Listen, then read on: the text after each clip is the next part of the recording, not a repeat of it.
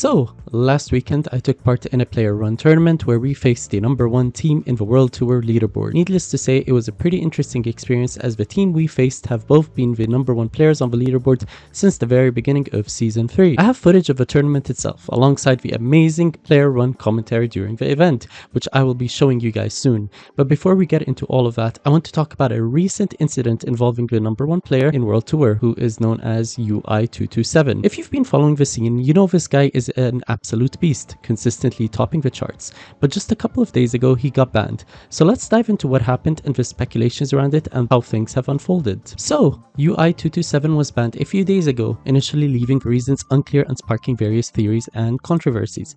Was he cheating? Was he involved in account sharing?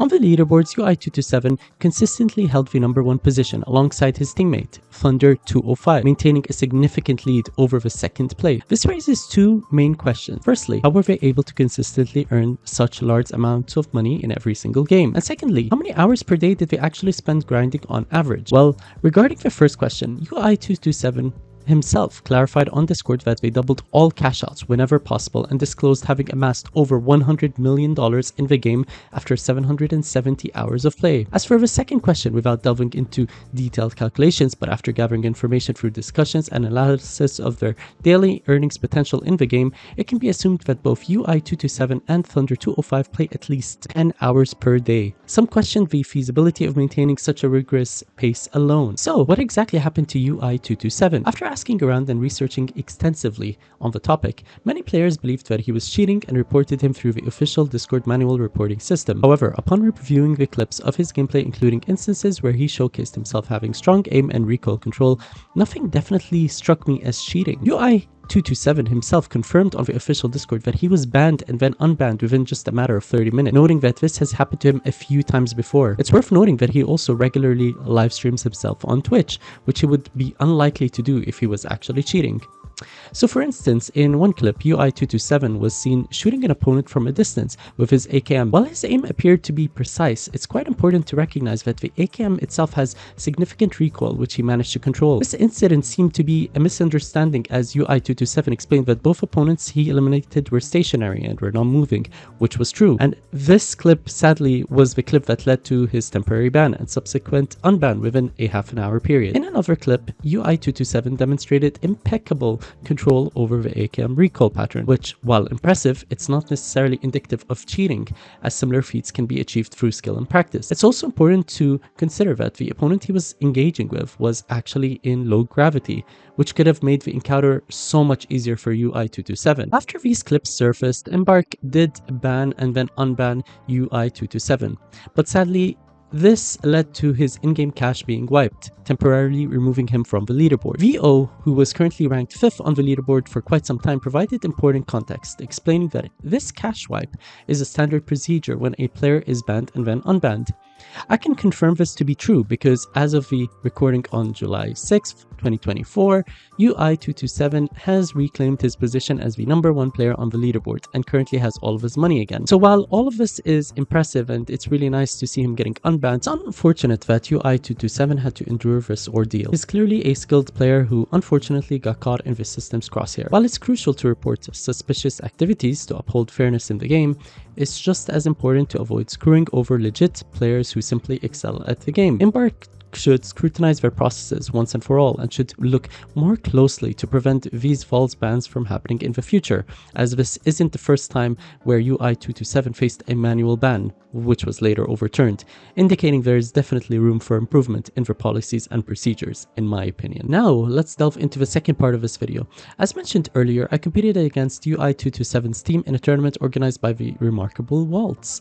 For those of you guys who don't know Waltz, he regularly hosts inclusive tournaments that are open to everyone, broadcasting them live on weekends on his Twitch channel. He handles all the casting and voiceover duties single-handedly throughout the tournament and organizes the entire event on his own, which is quite an achievement. If you'd like to support him or the tournament, you can find all the links in the video description. I strongly encourage you showing your support because he dedicates so much time and effort and personal funds as well to the tournament rewards. He deeply appreciates any support he receives and is known for his openness to community feedback. Overall, he's an outstanding individual deserving a a solid 10 out of 10 in my opinion. Also, mark your calendars for his upcoming tournament, which will happen on July 13th if you're interested in participating, of course. Now, as for the tournament itself, UI227's team did actually win the full tournament on their own, but luckily for us, we did have the opportunity to actually face the #1 players in World Tour currently. So when we did face them, actually they were running heavy medium. They had 2 shotguns and 1 healing beam. We were running heavy medium light, which, you know, just looking at the team compositions, you could easily tell which team was more likely to win. But long story short, I had random teammates at the time because I just came in as a single person, so I was thrown into a random team with people who I did not know, so we didn't have the best comms to begin with. But what I'm going to do is I'm just going to show you the gameplay from the event itself. To be honest, there's nothing strikingly clear about him cheating or whatever. He was really good. UI227 and his team played it so well, and it was just so much fun to take part in this event once and for all. So without further ado, guys, I want to show you the footage of the event itself, co-casted by Waltz himself. As I stated earlier, I believe that us players have the duty to support player-run tournaments such as these, so please make sure you check out Waltz and his tournament in the description down below. When you go join the server, let him know that you came from my side, just so he knows where the people are coming from, because I think it just helps him with the numbers and figuring out where people are coming from, you know. At the end of the day, I really appreciate you guys and your support. You guys have been killing it on this channel. So without further ado, let's just get right into the video. Please comment, subscribe, like, share this video. Let's blow it up and let's keep grinding it out, boys. Take care, peace out, and enjoy. Let's get started, guys. Let's get started. Game two. Team Born Again is currently up 1. They are running a heavy, medium, and we do have a light, medium, heavy on Team Final Vengeance. We do have a last-minute substitution, which is unfortunate, but glad we were able to get a substitution here. Definitely get an interview if we have time for it. All right. Team comps look great. Steamrollers did not show. Very sad to see. I can't wait till we get better custom matches to actually kind of set coins and all that good stuff, but we'll take what we can get. Let's go ahead and take a look at our first vault. First vault, same position as last time. And we do have, it looks like the variant is also the same. We have a very similar situation here. Looks like Final Vengeance is going to be the first one to the point once again, and we do have, again, Born Again. A lot of agains here. Born Again is once again going to be second to the point. They might actually wait this time. It looks like they're not going to push. They're going to wait and see which direction Final Vengeance decide to go. They're going to be potentially able to jump. Looks like they did take the jump right at the end, the gateway out. They're a little bit fast getting off the point. Unfortunately, Safe is a little left behind. He needs to get out of here. He's going to get jumped on. Can he get over? He's getting lit up. Oh, no, that is unfortunate. Fortunately, we do not have a limit on coins right now, so he will be able to coin. No more niceties out there. They are chasing him down. Thunder here. Used the winch, but he missed the winch. He's chasing. Fails the vault, but they are still on way. He's getting lit.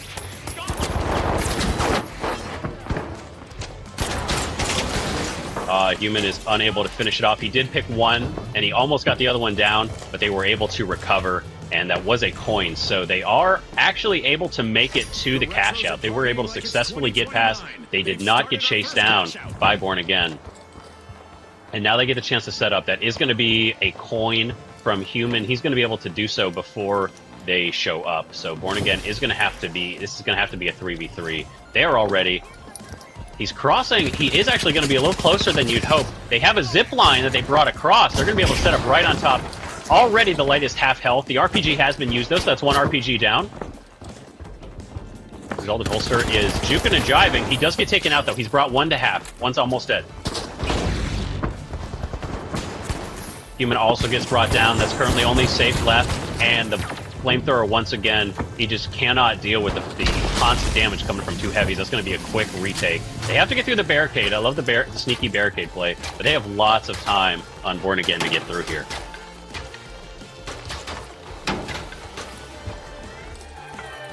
They're just playing incredibly tight, and we really do see the power of the medium, heavy. Just the constant healing coming out. They got a nice little daisy chain here. Another barricade to block. The constant daisy chains that we have, the consistent heals, are just almost impossible to deal with. How are they going to go through this retake? The jump over from Human. Looks like he's set up. He's above. He's actually about to go and get into a fight. He's immediately going to get melted. He has to heal here. He's in trouble. RPG's down. Safe is ready. Exalted Holster is ready. A little bit split up. Not a ton of communication there, but that's all right. Second RPG out. That's both RPGs out. Safe is down here. He's getting chased out. Only one left on the team. He's going to try his flamethrower, but unfortunately he's going to be taken out real quick. That's going to be the first point. A brutally efficient hold from Born Again here. They do not miss a step. Did not even drop a player. Just not the... And again, that's the substitution, I think, showing up right there. They go ahead and drop the cash out. That is going to be just the... really seeing the communication and the fact that we have a pre-made team versus kind of a team that got thrown together. But they are trying their best, and I think that's, you know, that's admirable there. They're putting up a good fight. Like, it has not been, even though they've done a good job defending, they really still are putting up a good fight. It's still a great round.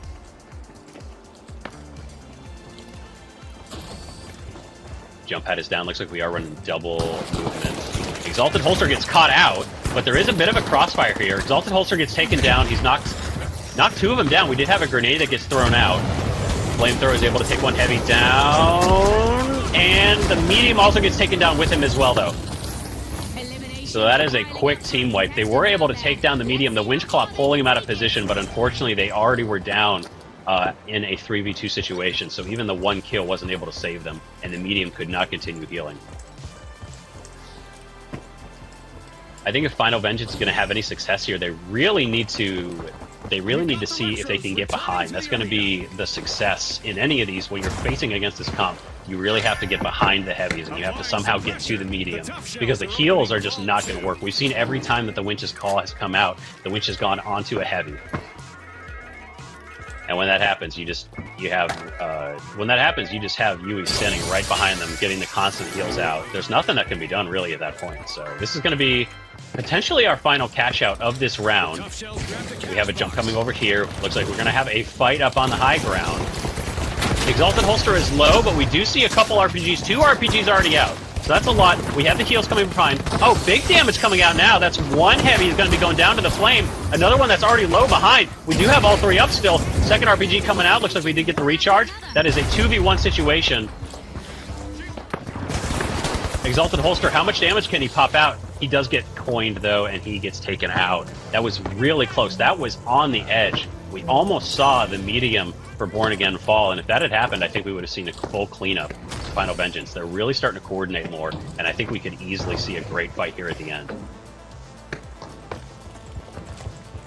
We're going to see what they do for their defense systems here. They've been playing really close to the cash outs. They're not playing far away. They're playing in the rooms. How are they going to go ahead and set up their defenses in this room? We saw that at the last cash out point as well. Looking at the tournament bracket here on the whiteboard.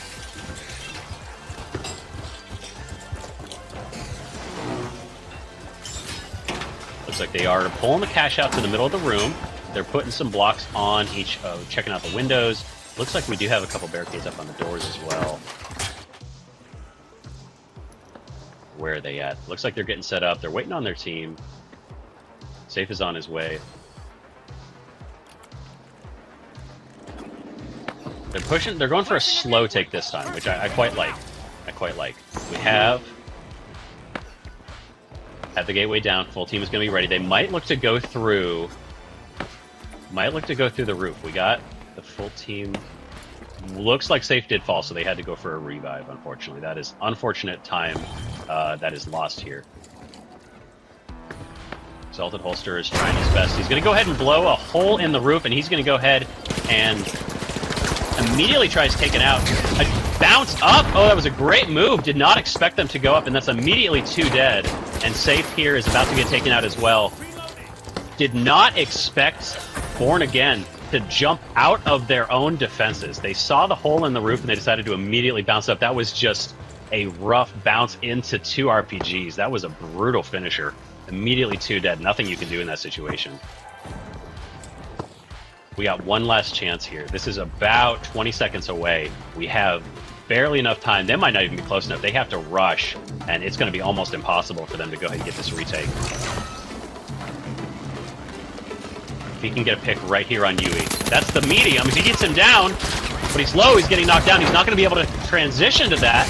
Unfortunately, the cash out has also gotten dropped all the way off the map. They did not allow them to push any further. We'll see you next time at the finals. And that is our first step.